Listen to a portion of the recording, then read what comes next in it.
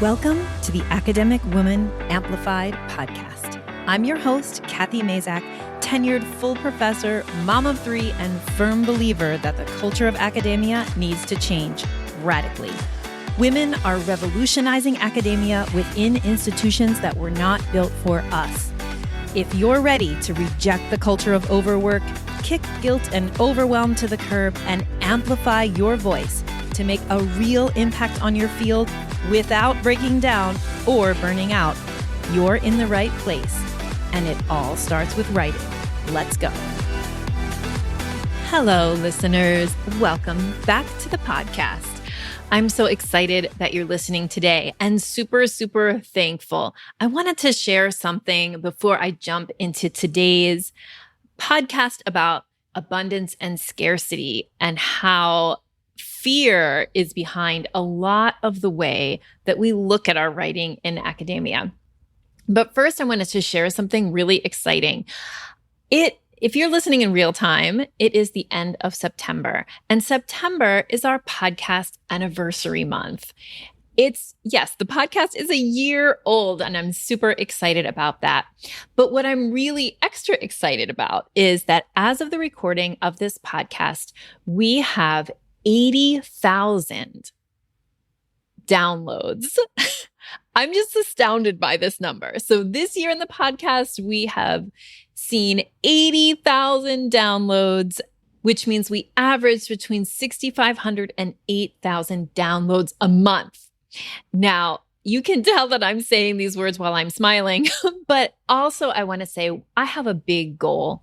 And that big goal is that by the end of September, yes, by the end of the month, which is like a week from now, if you're listening in real time, I want to get this podcast to 100,000 downloads. 100,000. So I'm just coming in here, starting the podcast by asking you to please share the podcast with your ACA friends, okay? So anyone who you think might benefit from the writing advice or from hearing the stories that we recorded this summer about alternative paths and valuing every kind of path inside of academia, any of the podcasts that you particularly loved, I would just be so grateful for you to share an episode with a friend so that we can reach this milestone of 100,000 downloads by the end of our 1-year anniversary month.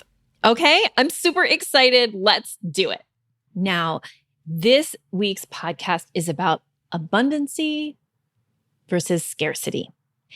Abundancy, right? What do you think of when you think of abundance? You think of plenty, right? That there's plenty of time, there's plenty of resources, there's plenty of everything for everyone. Versus scarcity, right? Scarcity means there's not enough time, not enough energy, not enough money. So I want to talk about the way that the culture of academia conditions us to think in terms of scarcity all the time. So from the time that we are graduate students, we are being conditioned into a culture around academia that has been developing for hundreds of years. And that culture relies on scarcity. So if you think about the way that most academics approach their work, or just think about the way that you talk to your academic friends, right? I'm sure that you have said, there's just not enough time. I'm sure that you've said, or at least had the thought at some time in your life, there's just not enough hours in the day for all the work that there is, right? That is a scarcity thought. That's a thought that emphasizes scarcity, right? It paints the world in a certain way.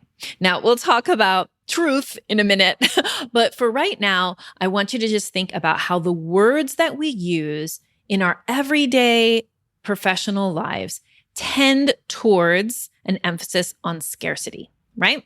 So one of them is this idea of there's never enough hours in the day. Another one is this idea of enough publications.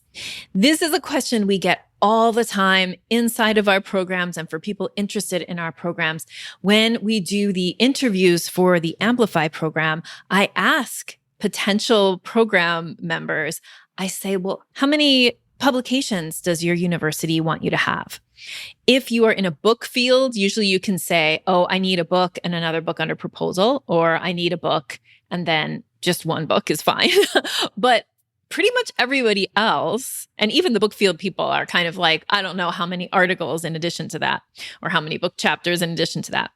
But most people are like, I don't know how many, I don't know how much is enough.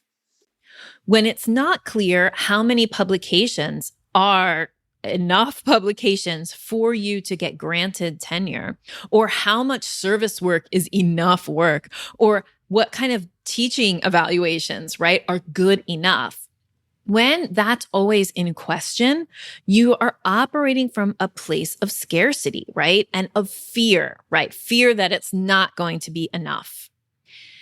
So the whole system of academia conditions us this way. Let's talk about grants, for example, right? How many times just in the past few weeks or just since last March with COVID has the university kind of used the pandemic to tighten the purse strings, right? To say, don't even ask. There's not money for anything. At the same time, obviously, there's money for some things.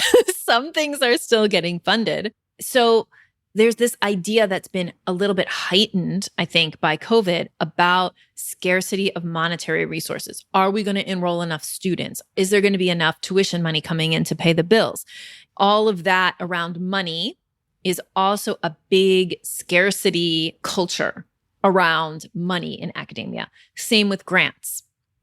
So when you go to apply for grants, the same kind of ambiguous or, non-defined criteria around how much money, how many grants, there's that big question mark around promotion related to grants. But also I think that there's, the whole grant writing process makes us think about well, how much can we ask for, right? How much is going to be enough to get this project done? And we rarely feel like we have an abundance of money inside of academia, right? Rarely do we feel like, oh, if I wanted something, I would just be able to ask for it and get it inside my department or inside my college or inside my university. So we're always being told from the administration, there's not enough, there's not enough. And also, we're being told often by our administration, you're not enough. Your publications are not enough. Your undying service and hours that you spend advising students or serving on committees, also not enough, right? Because you could be the most amazing provider of service for your university and still not get promoted, because promotion is about lots of things, including publications. The same with teaching. You could prep for hours and hours and hours and still get bad teaching reviews and feel like, gosh, is this ever enough? So the culture of scarcity inside of academia is alive and well. And this conditions us as individuals operating inside of that culture to sometimes look at the world through this scarcity lens, right? So we don't even think that, for example, we could ask for professional development funds because we have been told don't ask for anything. It doesn't matter if our professional development helps meet the goals of the university. But of course, that does matter. But we keep getting this message, no, not enough, not enough, not enough. The same around publications, right? The same around amount of time you dedicate to service. And also the same around your everyday life, right? I don't have enough energy. I don't have enough hours in the day to get the work done.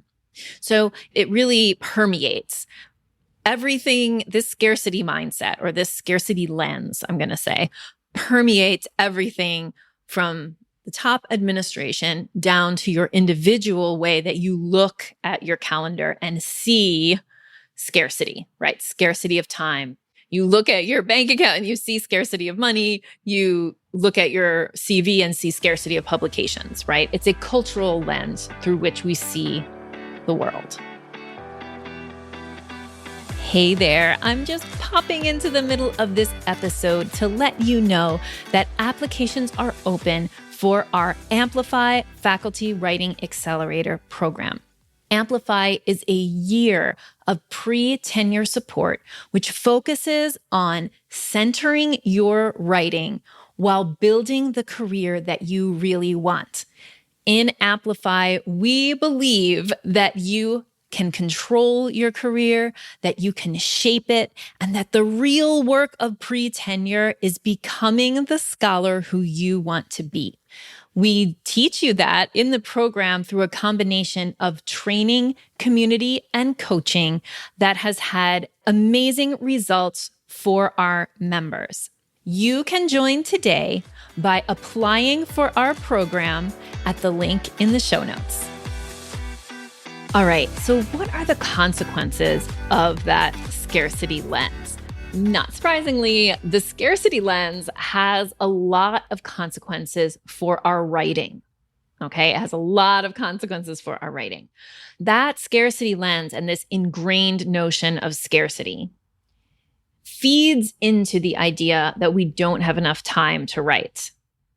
It feeds into the idea that we don't have enough opportunities for publication. And especially that part about the opportunities for publication. If you're always feeling like, there never are enough publications, then a lot of times what happens is we say yes to every opportunity that comes along that could potentially result in a publication, whether that project is really in line with our academic mission or not. And that is a very kind of normal and natural reaction to developing inside of a scarcity culture, right? So it makes perfect sense to me that most people or many academics would say yes to any opportunity that comes along, because if they can see that it's going to result in a publication, it's like, okay, well, there's never enough publications, so I got to say yes to this, right? I got to get this done. I got to say yes. And we all know, and a lot of people really identify with the struggle of saying no. And there's a lot of different reasons that people don't say no. But one of them is this. One of the reasons that you can't say no is because you are conditioned towards scarcity. And so you're afraid that if you say no to opportunities, you say no to projects, you say no to co-authoring invitations, you're afraid that if you say no to those things, that more opportunities won't come, or that more invitations to co-author won't come. And so can you see how that's like operating from this place of scarcity? But actually, what I want to start to talk about now is if you can identify that you're trying to get all the publications done and just publish anything, if you can identify that as coming from a place of fear, right? Fear that there won't be enough, that fear is like fed by this scarcity culture. If you can recognize that, then you can start to check it. And you can start to say, wait a minute, actually, I am going to get more done, and I will get more publications out, and I will become more uniquely centered in my zone of genius if I say no to these other things.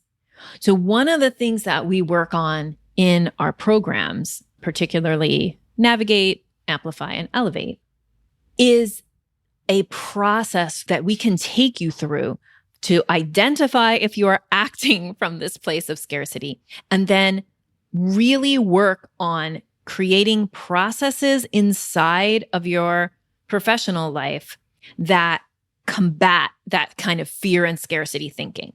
Because it takes a lot of courage to turn down projects. You might fear that you are going to disappoint someone. You might fear, right, that like other people won't extend me invitations if I say no to this person. But what you're going to be more successful in your career, but especially in your writing, if you're not shoving any old project that could possibly result in a publication into your pipeline. I call that a funnel, not a pipeline. And so if you imagine, a pipeline is a metaphor, a funnel is a metaphor. So if you imagine the metaphor of a pipeline, the same amount of water that you put in one end of the pipeline comes out the other end, right? But if you picture a funnel, if you shove a bunch of stuff in the top of a funnel, things get kind of stuck. And then there's just like only a few things that can drip out at a time. So I try to encourage our clients, and I'm encouraging you to think about your publication pipeline as a pipeline. Curate what goes in, curate what stays in. And that means that you have to believe in abundance. You have to believe there will be more projects, there will be more publications, there will be more. And also you have to believe in your ability to choose a niche inside of academia or settle on a really impactful mission statement, and then do not waver from that very focused direction. You want to make sure that instead of believing in or buying into this culture of scarcity, that you think, no, I can be abundant. I can find an abundance of publications. I can produce an abundance of publications. I can produce an abundance of work inside of this narrow focus. And actually, it goes further. I will produce more. I will write more.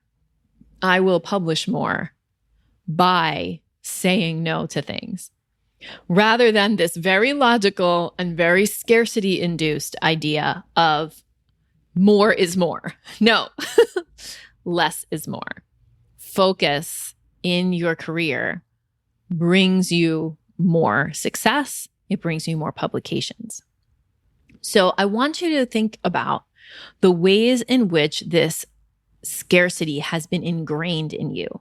You might think about it in terms of, or I would encourage you to think about it in terms of actual experiences you've had. So moments when your professors have communicated scarcity to you, moments when your administration has communicated scarcity to you.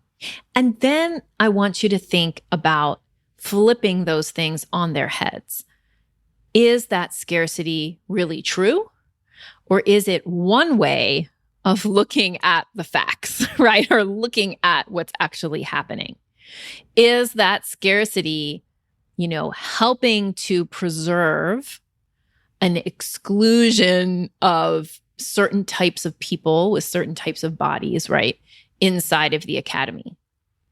Because this idea of time scarcity or this idea of financial money scarcity really is exclusionary. It really says like you can only do this work if you have huge amounts of support at home so that your time is 100% your own. So you starting to analyze these messages of scarcity is going to help you to break through these kind of culturally reproduced fear-mongering ideas that there are throughout the academy. I want to particularly talk about the idea that there isn't money. So real talk and actual things that are happening is that people are getting laid off. People are getting furloughed. People are taking pay cuts. And that the university's reason for this is COVID-19. And I would love for you all to read one of my favorite books, The Slow Professor, so that you can really see the inside of this idea of the university as part of this fast capitalist machine. So at the risk of overly vilifying universities where we work, COVID has given a lot of universities a reason to like increase their fast capitalist tendencies, to squeeze their faculty more, right? More production for less money, more production in less time, right? These are capitalist ideas. And so I encourage you to really look at the messaging coming out of your university, not that it's not true. So I just want to say, like, not that it's that your university is lying to you about the money that it has. But I do want you to really look, like, where is there always money in the university? What are the things that kind of always get well funded and don't need to operate from the scarcity mindset? You know, some sports programs come to mind, marketing budgets come to mind. And this, depends a ton on the kind of university you're at. And I'm not saying that sports programs are necessarily bad. But what I'm saying is that there are some things that there is always money for. And then there's some things that there's quote unquote never money for. And just don't ask. They're just shut you down. Like, do not ask. So I want you to think about how your particular institution where you are and the other institutions that you've been at before have perpetuated in their messaging this idea of scarcity. And then I want you to look for the abundance. Look for the places where there is space. I want you to think about taking an approach to your own calendar that comes from a place of abundance and comes from this notion that there is enough time. Like, what if we stopped saying there's not enough time? And what if we started saying there is enough time? My priorities need shifting. My boundaries need firming up. That it feels like I don't have enough time, but really I need to tighten those boundaries. I need to not let email take over my life. I need to stand up to people who think they can bowl their way over my time. So again, this is not to imply weakness or that you'll suddenly have a bunch of time if you just, put some boundaries up. What I'm saying is that we are conditioned inside of a culture, and not just the university culture of scarcity, but also inside of a culture that socializes women and people who identify as women to act in a certain way and to behave in a certain way. And that combined with the scarcity of the culture of academia can really lead to this very fearful idea of being enough and having enough. So I think I'll leave you with that for today. I know it's a lot. I want to be very, very clear that absolutely, I am not a person who believes you can think your way to $1 million or any of those things, that it's a mind over matter type of situation. Instead, what I'm suggesting is that we really take a look at the culture within which we were conditioned, both the larger culture and the culture of academia, and think about the ways that scarcity is influencing the way we make decisions. Because decisions that come from a place of fear, rather than a place of hopefulness and power, right, can be decisions that backfire. And if you're looking to have spaciousness in your calendar, if you're looking to feel spaciousness when you go up for tenure or get promotion, then you need to start thinking about the ways that you can actively take actions to combat this culture of scarcity that we really are deeply, deeply conditioned into. Well, have a wonderful day, and I will talk to you next week. Bye. Thank you so much for spending your valuable time loving on yourself and your writing by listening to this episode. If you'd like to continue the conversation, join the over 7,000 academic women in the I Should Be Writing Facebook group. Just go to facebook.com/groups/I Should Be Writing or search for I Should Be Writing inside your Facebook app. See you inside.